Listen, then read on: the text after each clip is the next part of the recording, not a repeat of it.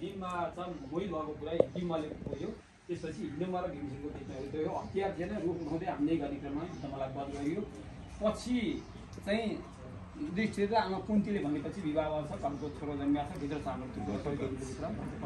छोरो जन्मिया छ त्यो इतिहास चाहिँ यो हेटौँडा हो भन्ने कुरालाई यो कर्रा खोला मैले अघि बताएको थिएँ उताले राप्ती आयो त्यो राप्तीको पुल छ अझ तिमाला आउनु भएको थियो तपाईँले थाहा नभएर छ त्यो अहिले डाँडो छ त्यहाँ माथि त्यहाँ पाठीभाडा पनि थाहा भएको छ त्यो ठ्याक्कै त्यो सिन बनाएको छ त्यो थाहा नभएको उप हो र चाहिँ यताबाट कौसवाई भइरहेको छ तिनवटा नदीको सङ्गममा यो है भन्ने कुरा यो 5T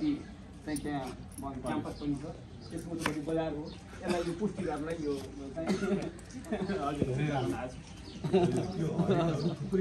हजुर हरियाणा छ त्यो कुरा हरियाणा पनि